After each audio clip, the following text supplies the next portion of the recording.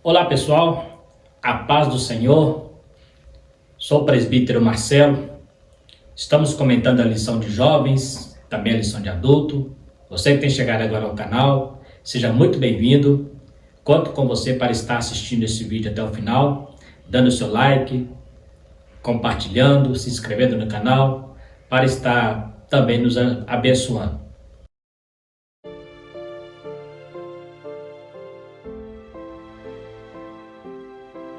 Nessa lição estaremos estudando sobre o bom pastor está comigo, que é a lição de jovens, estamos trabalhando dentro desse trimestre sobre o livro de Salmos. Então, o comentarista pegou alguns salmos, aleatórios, e nós temos trabalhado no comentário desses salmos. Estudamos o Salmo 1, estudamos o Salmo 2 e agora estaremos estudando o Salmo 23, que é um salmo muito conhecido, inclusive quase podemos dizer concorrido com o Salmo 91, que é um salmo que em muitas casas as pessoas têm até a Bíblia aberta. Eles acreditam que ao abrir ele vai trazer proteção, e cria até uma certa superstição sobre este salmo. O Salmo 23 não fica muito atrás nessa questão não. Estaremos trabalhando um pouco sobre isso aí. Então aqui nós temos o nosso salmo, o comentarista colocou o início do texto, porém, ele deixa ali como se fosse a sequência. O Senhor é meu pastor, nada me faltará, ainda que andasse pelo vale da sombra da morte, não temerei mal algum, porque tu estás comigo. Aí continua o salmo, a tua vara e teu cajado me consola, e vai por aí afora. O resumo da nossa lição diz: o Senhor supre todas as necessidades. Ele é o nosso pastor e por isso tudo preenche. Então esse é o tema central. O que o Salmo está trazendo para nós? Mostrando que Deus é o suficiente na nossa vida. Ele cuida de nós e ao mesmo tempo Ele é aquele que tudo preenche em nossa vida como nosso pastor. Então é dentro desse viés que nós estaremos comentando esta lição. Então eu continuo pedindo a você que fique até o final do vídeo para que possamos juntos estar estudando este salmo, entendendo o que realmente passava pela cabeça do autor ao escrever este salmo e o que ele traz para nós de aplicação em nossa vida, na nossa questão de fé, na nossa caminhada com o Senhor. Tudo isso estaremos trabalhando aqui e também trabalhando o contexto teológico do salmo, o que realmente o salmo estava dizendo, porque hoje a gente tem visto esse salmo sendo interpretado de uma maneira um pouco equivocada, como se fosse um salmo voltado para a área da prosperidade. Eu servindo ao Senhor, não vai faltar nada na minha vida. Não é por aí que esse salmo comenta, não. Estaremos trabalhando isso também, Então, nós temos aqui, nesta lição, estaremos estudando talvez um dos salmos mais citados em nossos dias, inclusive até por aqueles que não frequentam igrejas. É um salmo de confiança, onde Deus, nas palavras do salmista, se coloca na qualidade do pastor das ovelhas. Então, muitos conhecem: o Senhor meu pastor, nada me faltará. É um salmo muito citado, muito conhecido, e muito falado no meio cristão e até mesmo por pessoas que não seguem não tem nenhum segmento religioso, porque é um salmo muito conhecido, assim como já falei, igual o Salmo 91, que também é muito conhecido. Então, mas ele vai mostrar para nós que é um salmo de confiança, onde Deus, nas palavras do salmista, se coloca na qualidade do pastor, aquele que cuida. Então nós temos aqui panorama do salmo. Este salmo começa nos mostrando que aqueles que aceitam a Cristo têm o Senhor como pastor. Os que não têm a Cristo é chamado de lobos. O tema predominante no salmo é a confiança em Deus. Esse salmo às vezes é interpretado errado. O salmo diz: não teremos falta de nada. Por quê? Quando você vai ler esse salmo no original, na tradução original, quando ele é traduzido do original, nas nossas traduções ele é escrito assim: o Senhor é meu pastor e nada me faltará. Só que o texto, na verdade, está dizendo o seguinte: que o Senhor é meu pastor e ele é que não me faltará. O Senhor é que me apacenta e não me faltará.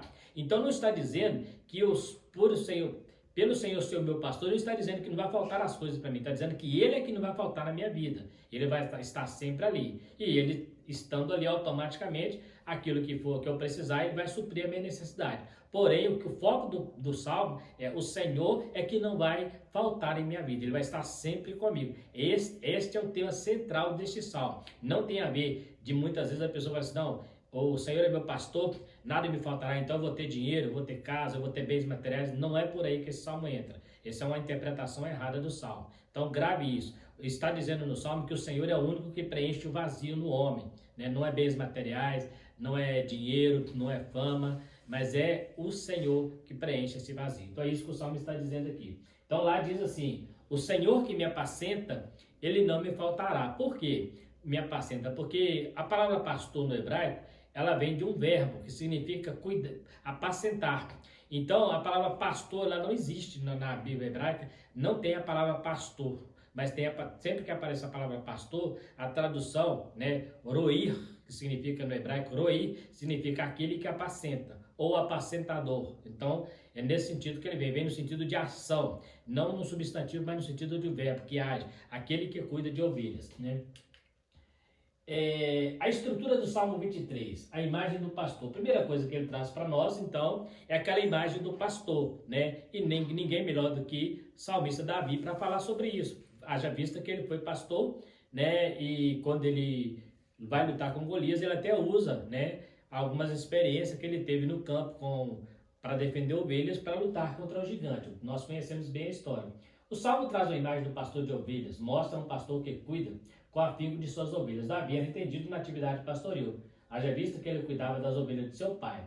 Ele entendia o que era ser pastor verdadeiro, ser um verdadeiro pastor. O Senhor Jesus nos deu as características de um verdadeiro pastor no sentido espiritual.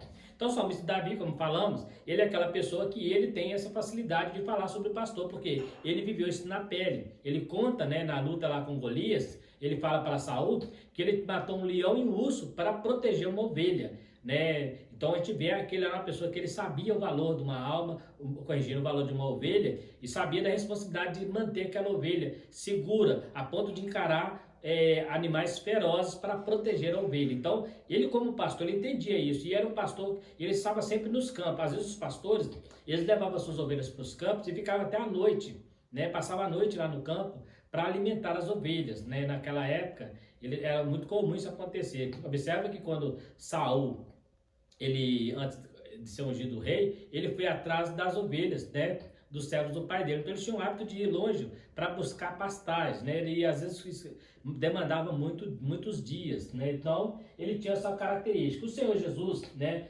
lá em João 10, ele pega essa mesma figura aplicando a ele. Ele diz: eu sou o bom pastor dá a vida pelas ovelhas. É o que Davi fez, deu a vida pela ovelha. E ele fala assim que o bom pastor, ele é conhecido das ovelhas, ele entra pela porta e as ovelhas conhecem a sua voz. Mas aquele que é ladrão e salteador, as ovelhas não seguem. Então ele fala que o bom pastor é aquele que a ovelha conhece. Quando ele chega, a ovelha sente o cheiro dele, conhece ele, então ele está sempre ali. E a ovelha confia no pastor, porque o pastor de verdade, ele protege, né? Então a gente vê aí o Senhor Jesus nos ensinando, ele sendo o verdadeiro pastor no sentido espiritual, e nós como ovelhas. Uma vez ele, no seu ministério, a Bíblia diz que ele olhou para a multidão e falou assim, que via aquela multidão como ovelhas que não tinham pastores, estavam desgarradas, porque os fariseus só preocupavam consigo próprio, com seus aplausos, e querendo aparecer, e não cuidava das ovelhas, né?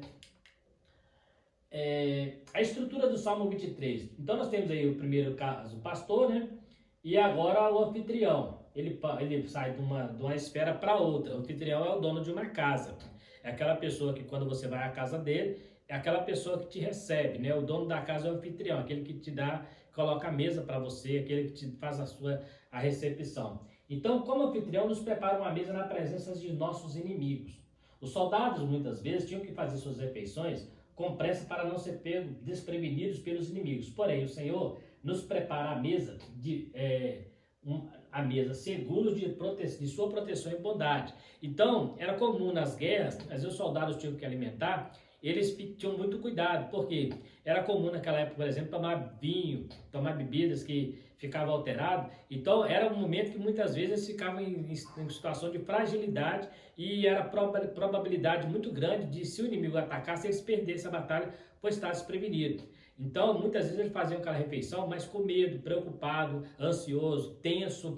No caso do Senhor, do pastor aqui, não. Ele fala, eu do anfitrião, esse anfitrião aqui, ele prepara uma mesa para mim na presença dos meus inimigos.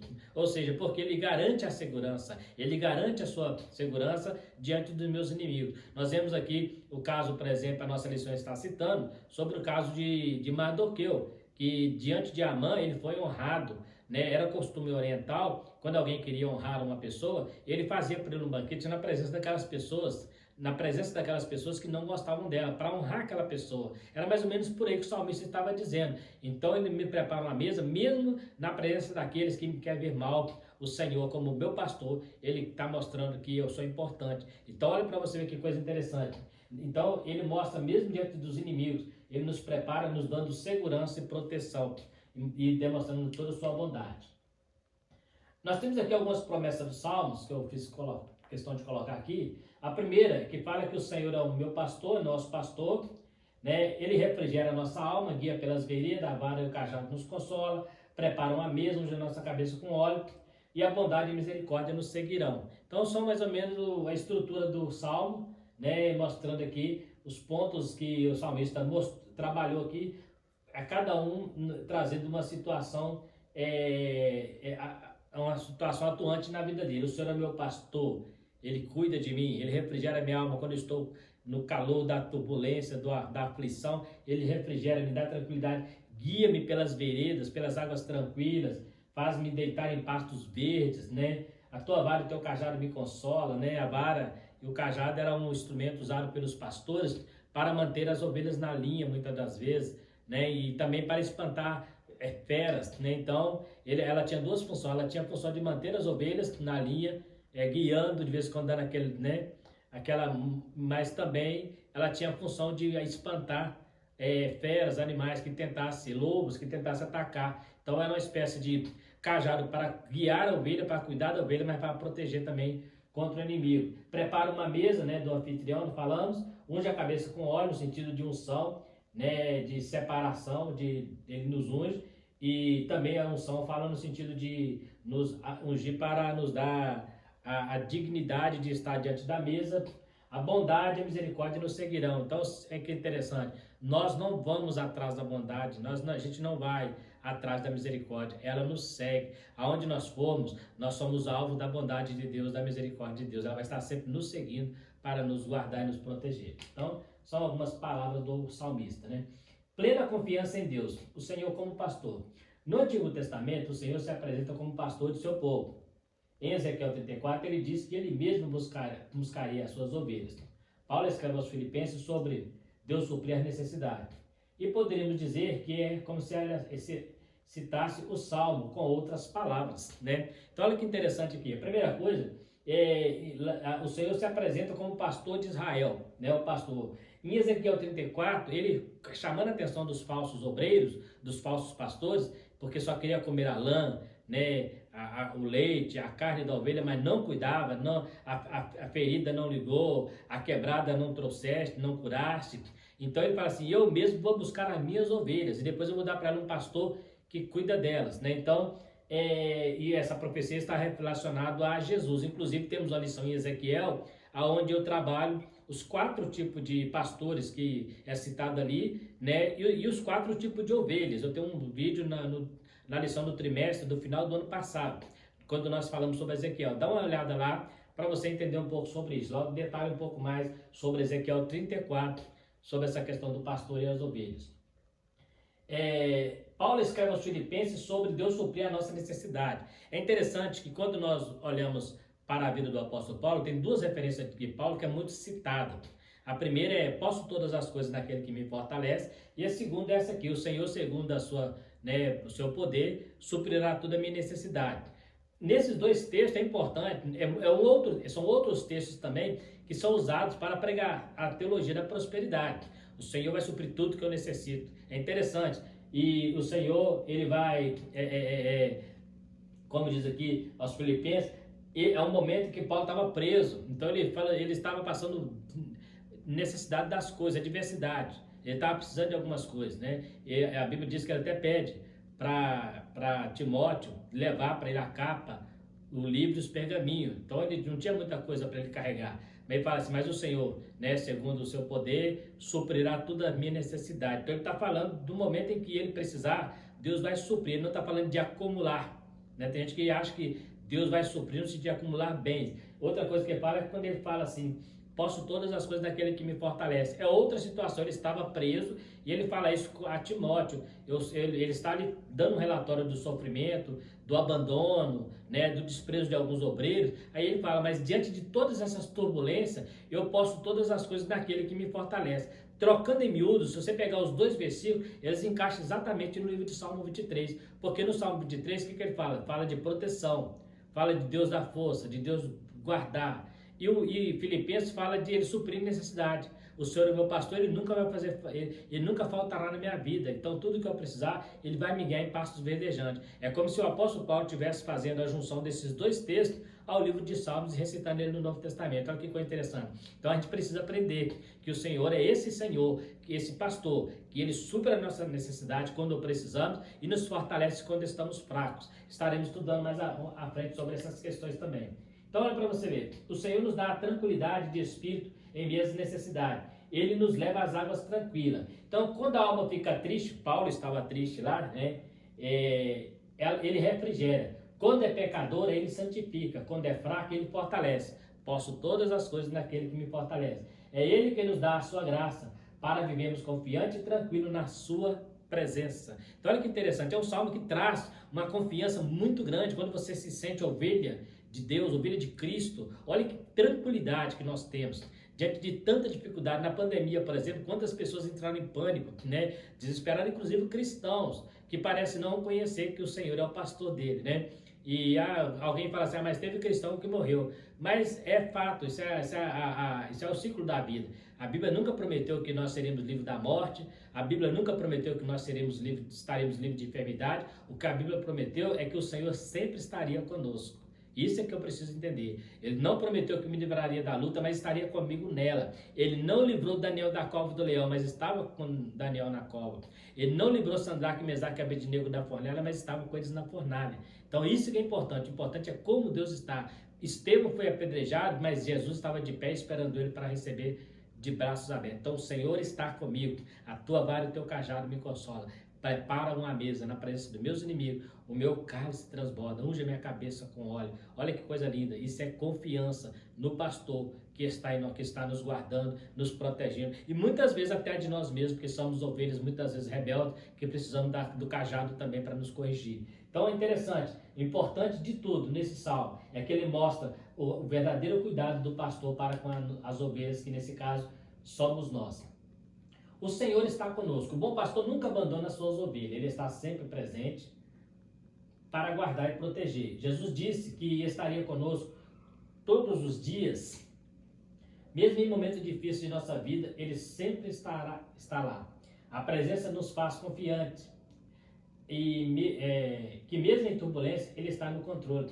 Então a presença de Deus é que mostra isso. Olha para você ver o caso de Jó.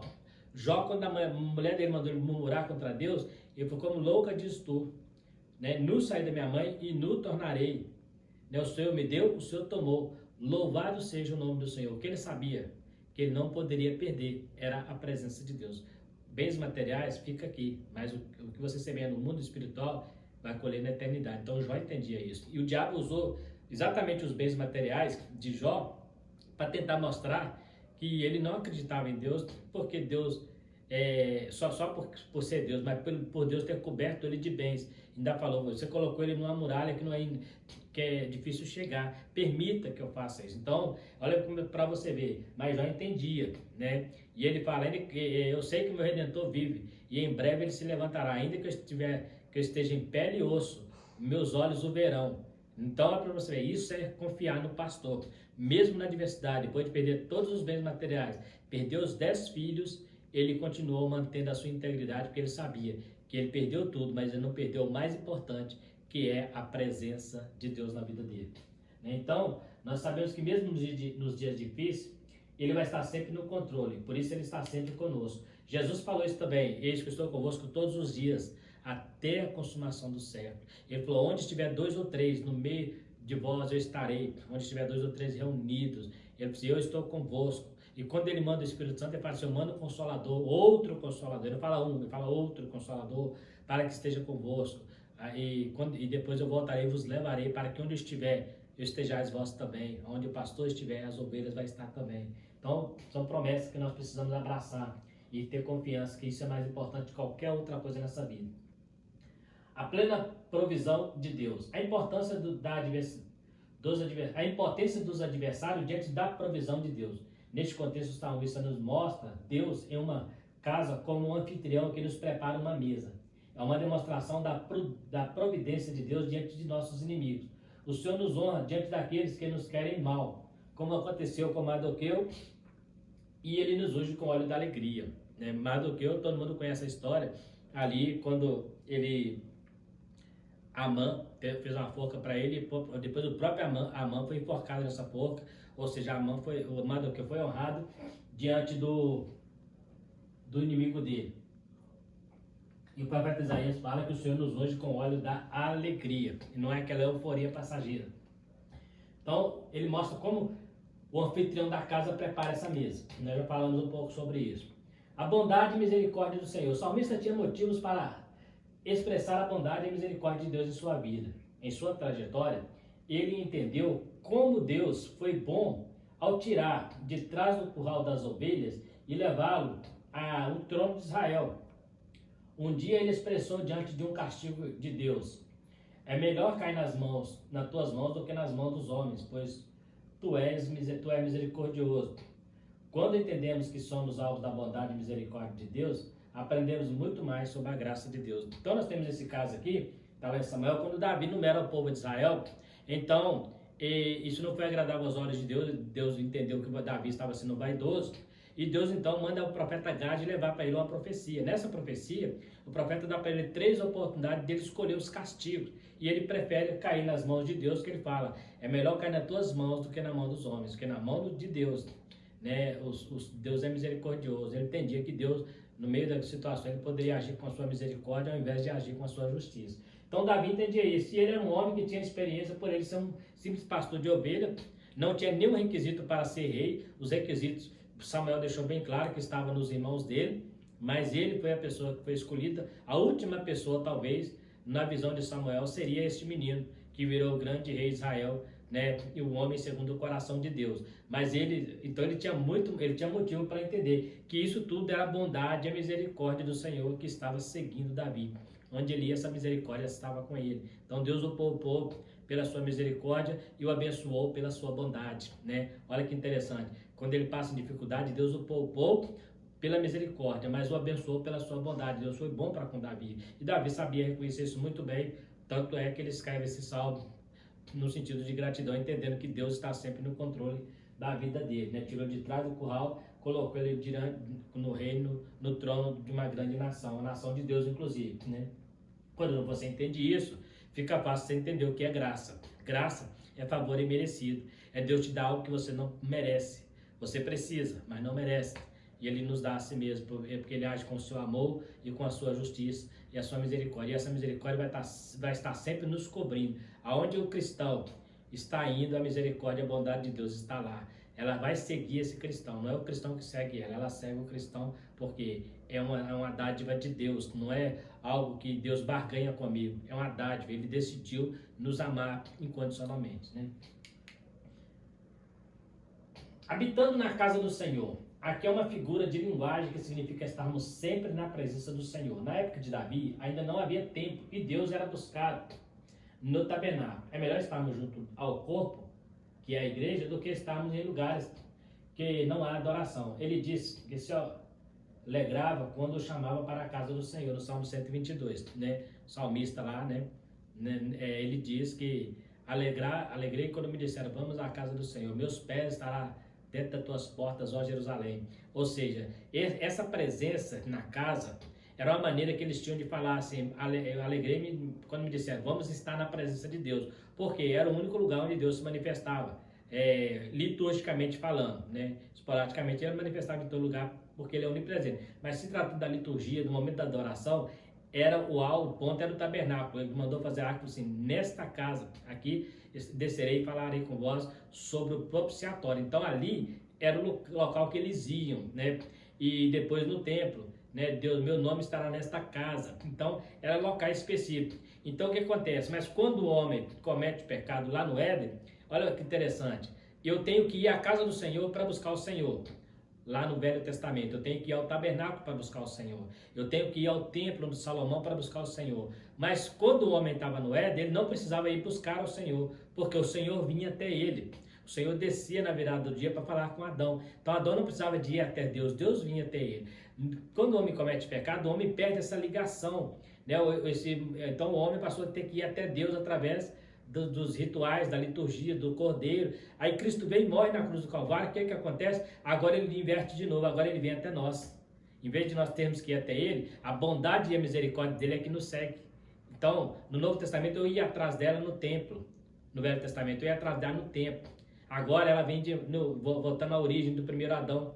O primeiro Adão foi feito alma vivente, o segundo é espírito vivificante. Então ele traz de novo aquele momento. Deus vem até nós para nos guiar, para nos guardar, para nos proteger.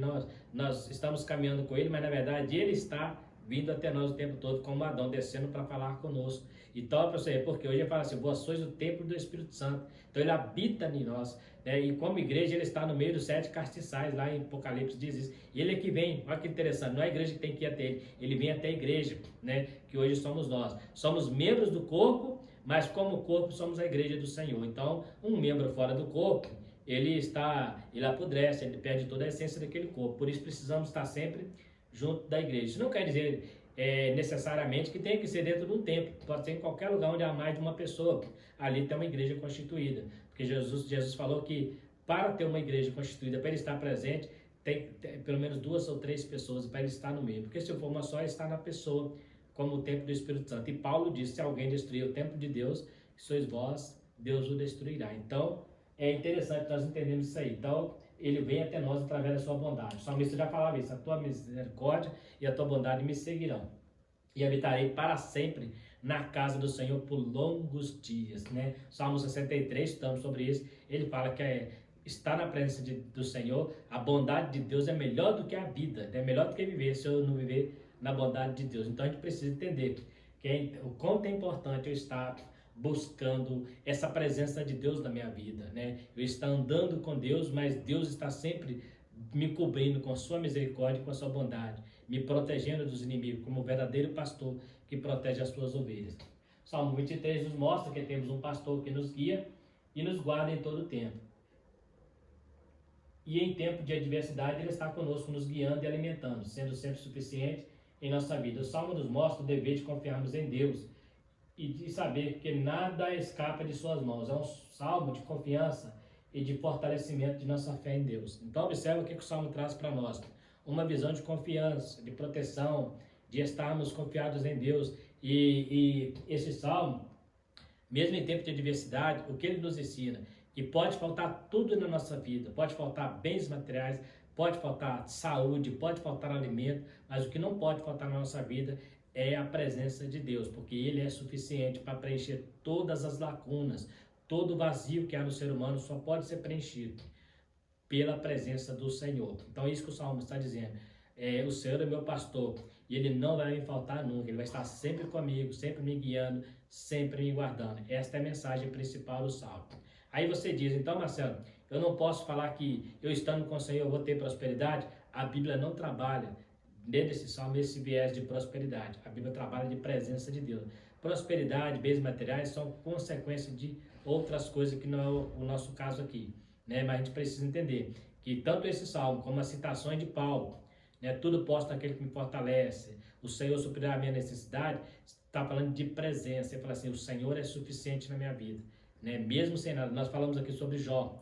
Jó estava enfermo, estava lá raspando as feridas com caco de telha, mas não abriu mão da sua integridade, porque ele sabia que ele perdeu tudo, poderia perder a vida, mas jamais ele poderia perder Deus, porque Deus é o mais importante de todas as coisas, deve estar no topo da nossa vida, no centro da nossa vida e do nosso coração. É isso que o Salmo 23 nos ensina através das palavras do salmista. No mais, Quero agradecer a você que ficou até o final do vídeo, pedir a você que dê um like para nós, né? Também se inscreva no canal, faça a divulgação, compartilhe esse vídeo. Às vezes as pessoas, a gente lança o vídeo, né? Até mesmo nos grupos as pessoas olham ali, mas não abrem, não custa nada você ali abrir o vídeo, dar uma olhada, né? E quem sabe nos ajudar também em comentários, faz aí seus comentários, o que você achou, né? O que precisa ser melhorado, ou qual é a sua opinião sobre o assunto. É importante para nós, tá? Estamos aqui para interagir também. Quero agradecer você, fiquem todos com Deus e até a próxima aula, se Deus quiser.